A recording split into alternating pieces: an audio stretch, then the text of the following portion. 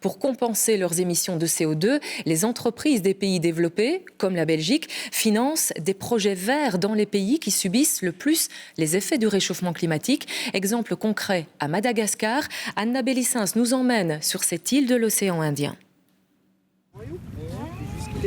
La mangrove, une forêt entre deux mondes, entre eau douce et eau salée.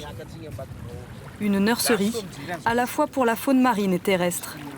Ces différentes espèces d'arbres de mangrove, appelés palétuviers, sont de véritables puits pour nos émissions de CO2. Ils sont capables d'absorber 10 fois plus de carbone que les arbres forestiers. Ce corridor de forêt mangrove est à peu près comme l'Amazone pour nous ici, parce que c'est vraiment le poumon de la région, quoi, en fait.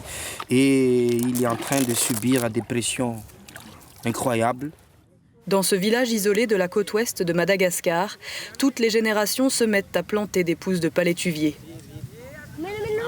Comme un rituel pour reconstituer la mangrove et faire face aux conséquences directes du réchauffement climatique. Par rapport à ça, elle sert comme barrière par rapport au niveau de la mer pour les villageois, par exemple.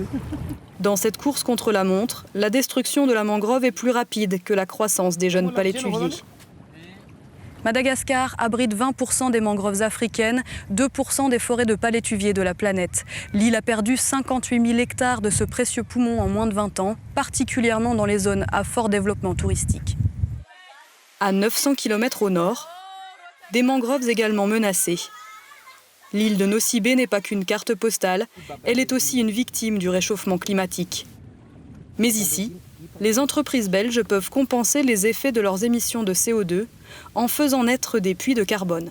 On leur propose de faire le bilan carbone de leur entreprise, de calculer combien de tonnes de CO2 ils émettent chaque année et d'avoir un programme de réduction. Parce qu'avant de compenser, il faut d'abord essayer de réduire. Et là, ils nous donnent de l'argent pour que nous plantions des arbres, parce que les arbres que vous voyez ici sont des puits de carbone. Ils ne grandissent que grâce au carbone. En 10 ans d'existence, l'ONG a déjà planté des millions d'arbres en terre malgache. Après 4 ans, vous avez déjà des petites graines. On va la prendre. 1 euro versé et 4 arbres prennent racine. Elle va devenir un arbre.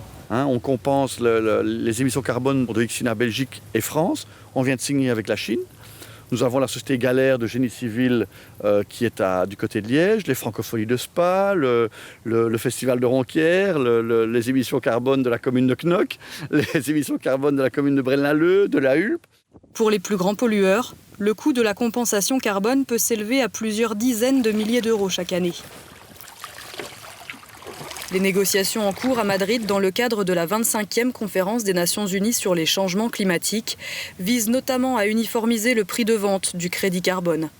Trop bas pour être efficace, selon les experts les plus critiques.